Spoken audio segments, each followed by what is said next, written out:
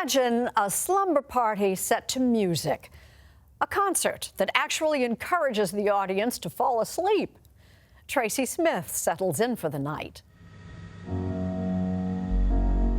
New York. It really is the city that never sleeps. That is, unless New Yorkers are listening to something like this.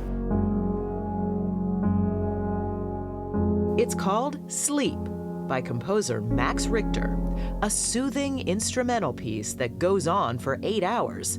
Yes, 8 hours. That's kind of a lot to sit through, so while Max is on stage, the audience is in bed. In fact, Sleep might be the first performance ever where it's okay if you sleep through it. Why intentionally compose a piece that puts people to sleep? Well, we're a little bit data saturated, a little bit overloaded. We're 24/7, and I wanted to offer a kind of a place to rest. It's a place to just kind of step off that treadmill for a minute. Of course, this isn't Richter's only gig. He's written music for stage and screen, like this short film, On the Nature of Daylight. The distraught-looking woman is Elizabeth Moss. And Richter's also scored some longer films. His latest is the upcoming Mary, Queen of Scots.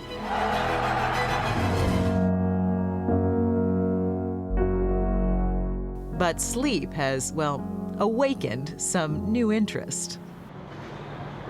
You have to stay awake while everyone else sleeps. Yes, well, I'm sort of jet lagged now, the right amount. So that for me, it's really morning. This past summer, Richter brought his new age slumber party to Los Angeles, where more than 500 people paid around $80 a head for sleep under the stars. Tonight's performance is the West Coast premiere of Max Richter's Sleep. The ground rules were simple. Bring your own bedding and try not to annoy anyone else.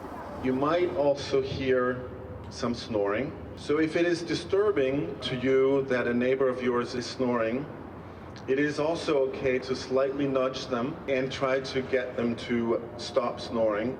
But please, no fights, no brawls or anything like that. Happily, no one we met was in a brawling mood.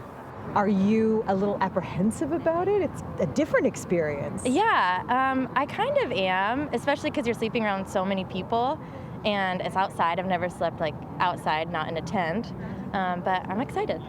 Is it kind of strange to be paying for a concert that you're going to sleep through? I think I'm going to let the music guide me and make a decision based on whatever the music induces. So. Do you snore? We'll find out. Or everybody else would. The piece began around 10:30 as the full moon rose dreamily over LA City Hall. Richter starts with a series of gentle, repetitive tones, and within minutes, people started drifting off. Of course, Max had about 7 hours to go. Do you ever find yourself nodding off? Not nodding off, but it is really hard physically. When I sit down at the piano, the beginning of the show, there's 250 pages of piano music to play through. 250 which is pages. A lot of pages. Yes. So, it's physically very tough, the gig. It's like a marathon.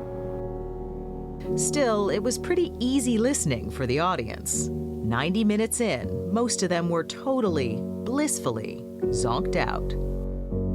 If people snore, is that a compliment? It is actually. I find it kind of comforting if I hear snoring in the room or in the audience.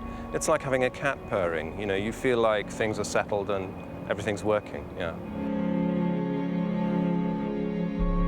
6 hours later, just as the light started coming up, the music got louder and more insistent, like a musical sunrise.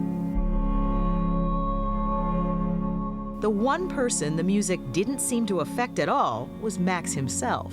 I can't sleep with music on, which is the paradox. What? Because if there's music, then I'm working. My brain is sort of analytical in a kind of analysis mode. I'm thinking about the music. I'm thinking what's going on. So this doesn't work on you? It doesn't work on me. I'm immune.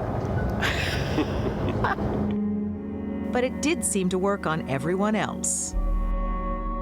In a world where so much is competing to keep us awake, a lullaby could be just the thing.